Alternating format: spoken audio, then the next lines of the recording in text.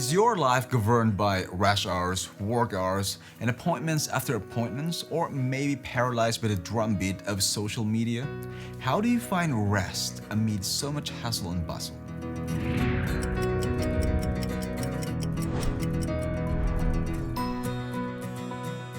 Hi, Kyodovan here, and welcome to another episode of Week at a Glance, where we dive into a thoughtful summary of this week's Bible study guide. Welcome to the very first episode of our new series on rest in Christ. How does your week look like?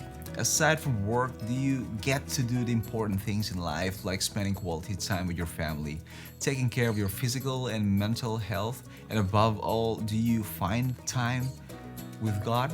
Or is it being taken away by the busyness of life? How does your day look like? Do you murmur at the end of the day, "How I wish there were more hours in a day"? Now let's talk about living in a 24/7 society. And here are the important points to remember for today's episode. Our first point is life in a 24/7 society. We all get one life to live. We all have 24 hours a day and 168 hours a week. And there are three basic blocks of time, and those are rest, everything else, and there's work. And I believe that you want to have a balanced life. But you can't seem to get it because of the busyness of life. When the busyness of life overwhelms you, your relationship suffers. Your health will suffer, and you will feel exhausted and also distracted, and your spirituality will suffer. And you will focus more on the problem rather than on God. You begin to neglect prayer and also Bible study. Now, we all live in a time where we have devices and apps for almost everything. These are often marketed as something that we need to save time and get things done. But it seems like no matter how much one tries, there is always so much to do. Even with the fast pace of work, the devices, internet, and communication that we have today, we still never seem to have enough time. The 24/7 society has multiplied the cases of emotional, physical, and mental exhaustion. But you know what? Right from the start, Genesis chapter 1 and chapter 2, even before anyone was even tired, God created a time for us to rest. First, He separated day from night. At night, one could rest. And aside from that one, He also created nature and the plants and all the animals and sunlight, which are scientifically proven to help relieve stress, bring back energy and vitality. And aside from that, He also created a Sabbath rest for man's benefit. Now let's jump to our next point and talk about it. Our second point is rest in a 24/7 society. We live in a time of 24/7 economy. Work and business are done in different time zones. There are economic benefits to this globalization, but at the same time, it contributes and has severe costs on physical and mental health. A good deal of research has been conducted on how this 24/7 society has deprived people of sleep, and this has also adverse effects on the children's development. Rest is now one of the trending topics in the field of productivity. They have discovered that less rest comes with a price. Not getting enough rest impacts our lives at different levels, or at all levels, I should say. Now let's see what the Bible has to say about rest. Here are a few of the terms that talk about and define rest in the Old Testament. The first one is Shabbat, second Nuach, Shakat, Raga, and Shakab. I don't know if I pronounced those words right, but you see them on the screen here.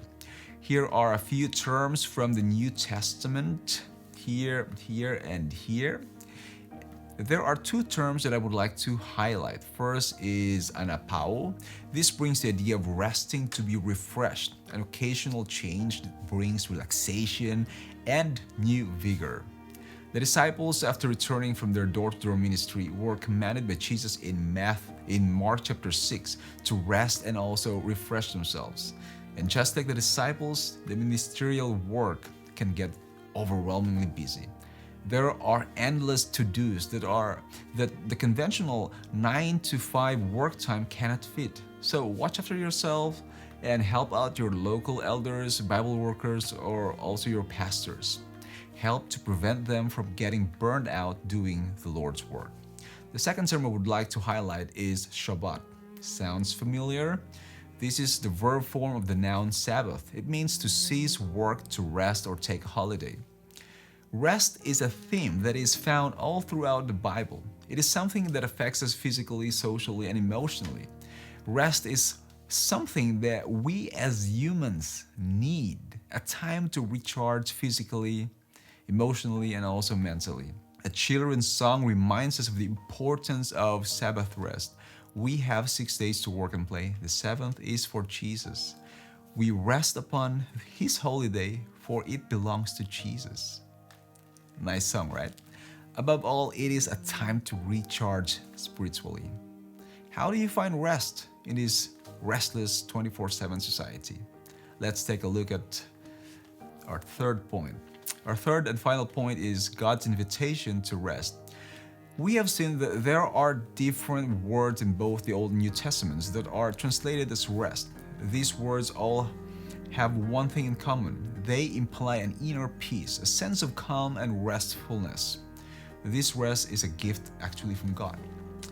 When you are at your lowest, like Baruch in Jeremiah chapter 45, remember that God offers you this inner peace. When you are tired like the disciples, remember that Jesus tells you to slow down and rest to refresh your mind and body. Take advantage also of the Sabbath rest that God has given humanity since the beginning of time. This is a divine pause. This is God's palace in time. It is a perpetual reminder that true rest is found in God.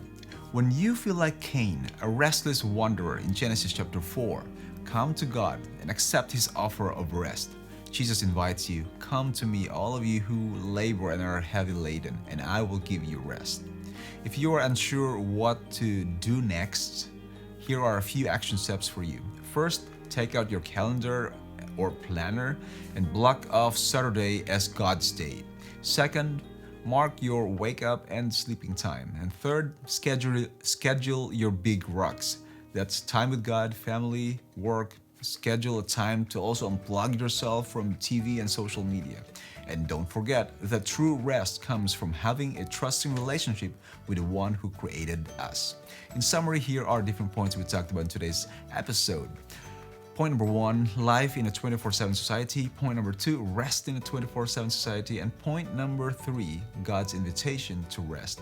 If you find any value in this ministry, then support this video by giving this a like, and be sure to share it with a friend. Spread the word and change lives one message at a time. And if you want to watch more summaries like this, then click this video right here. This is again Kia Duvan for Week at a Glance. I'll see you in the next video.